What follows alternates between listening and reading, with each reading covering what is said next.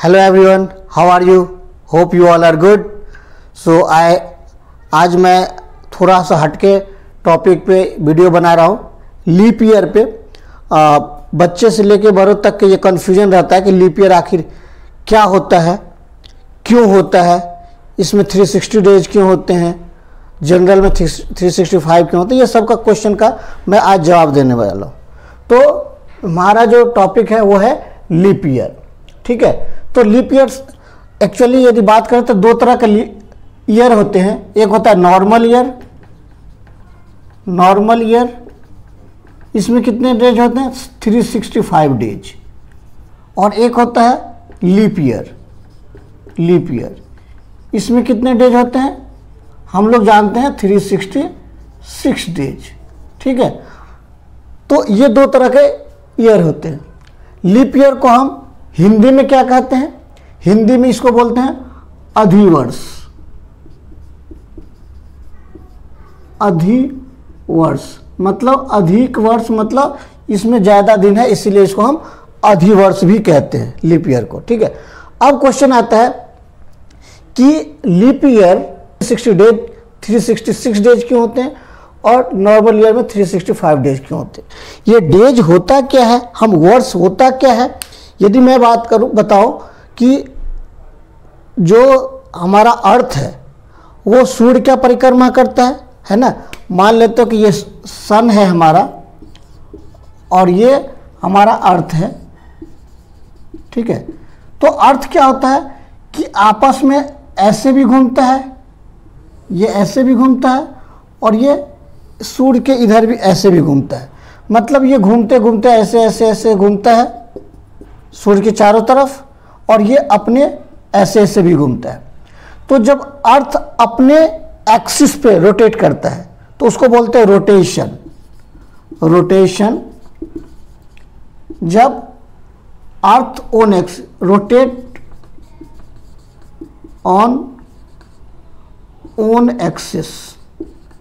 Axis, ठीक है, अपने एक्सिस पे जो रोटेट करता है तो उसको रोटेशन बोलते हैं। और इसको रोटेट होने में लगता है 23 hours 56 minute and 4 second exact time लगता है अर्थ को अपने एक्सिस पे रोटेट करने में, जिसको हम 1 डे बोलते हैं, इक्विवेलेंट टू 1 डे, एक दिन।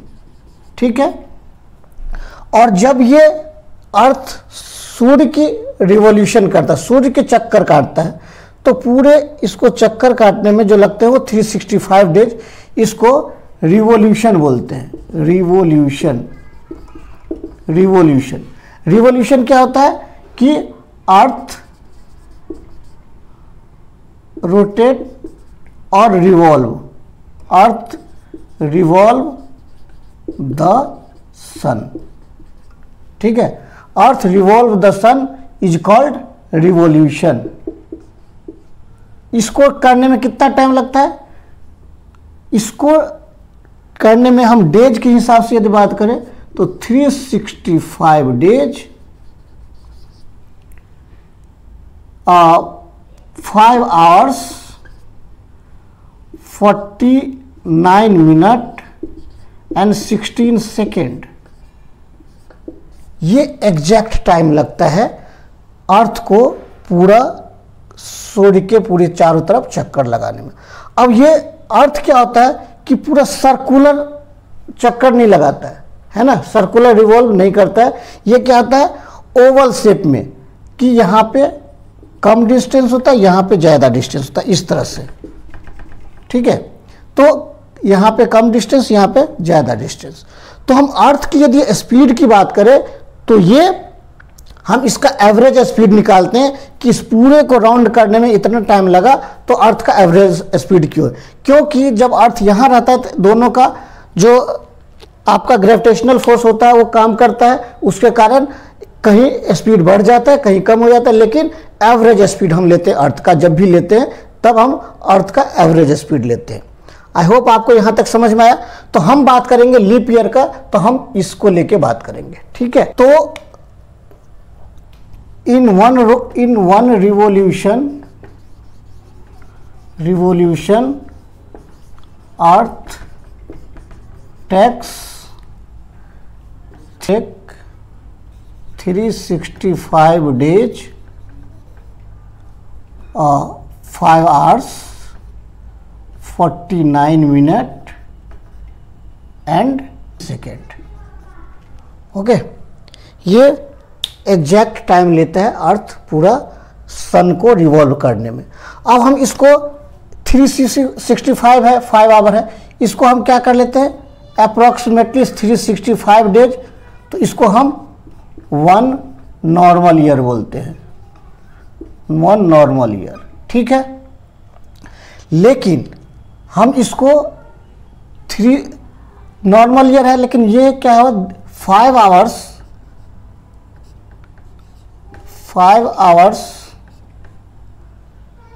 49 मिनट 16 सेकेंड, इसको हम अप्रॉक्सीमेटली 6 आवर्स बोल देते हैं।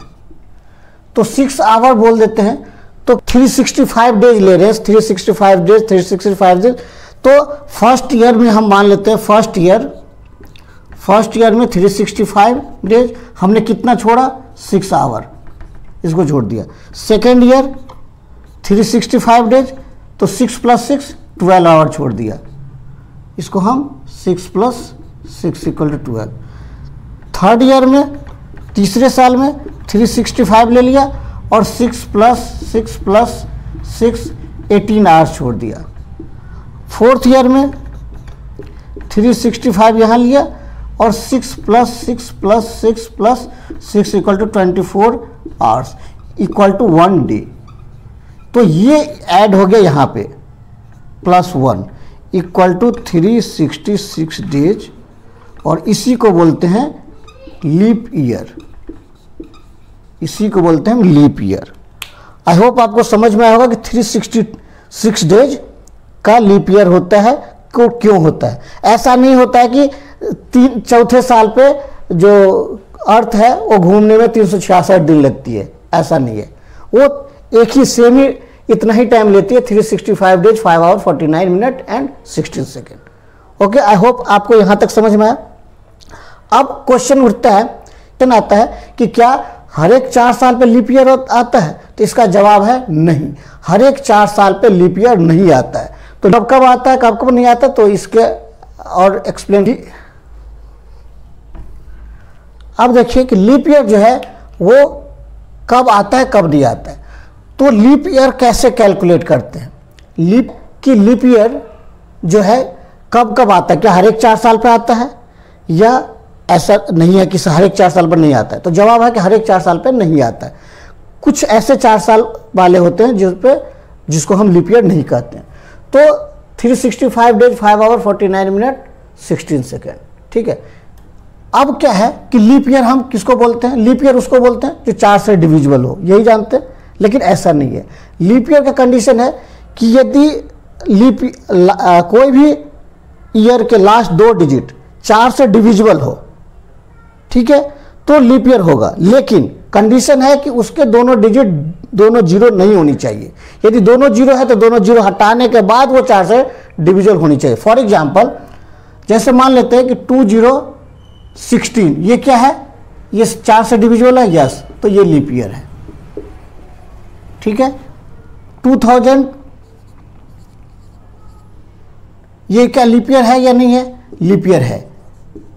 इसमें यदि हम इसको हटा दें तो ये क्या है, 4 से डिविजिबल है। ठीक है, अब क्या 2100 लीप ईयर है? Not leap year, not a leap year. क्यों? क्योंकि इसको यदि हम हटा दें तो ये 21 से, ये 4 से डिविजिबल नहीं है। ठीक है, क्या 2400 लीप ईयर होगा? यस, लीप ईयर होगा। 2500 नॉट अ लीप ईयर। आखिर ऐसा होता क्यों है? इसलिए होता है कि यहां पे हमने लीप ईयर में कितना लिया था? लीप ईयर में हमने ले लिया था इक्वल टू 366 डेज। लेकिन यहां से आप देखेंगे तो ये क्या है, 365.243 डेज ये है। क्या कर रहे हैं, हर एक 4 साल पे क्या हो रहा है, यहाँ पे मान ले तो 49 मिनट 16 सेकेंड। तो इसमें हम कितना ऐड करेंगे, ये 6 आवर हो जाएगा, क्योंकि हम अप्रॉक्सीमेटली क्या लिए थे लीप ईयर के लिए, हमने ईयर के लिए क्या लिए थे 365 डेज एंड 6 आवर्स लिए थे, तभी जाके 4 साल पे ये 6 × 4 24 हो जा रहा था। ठीक है, अब हम ये कर रहे थे, इसमें क्या है कि यदि हम 365 डेज 5 आवर्स 49 पॉइंट, इसको हम ले लेते हैं 2, इसको 2 3 ले लेते हैं, 2 3 आएगा यदि इसको हम मिनट में डिवाइड करेंगे तो ये इतना मिनट हो गया।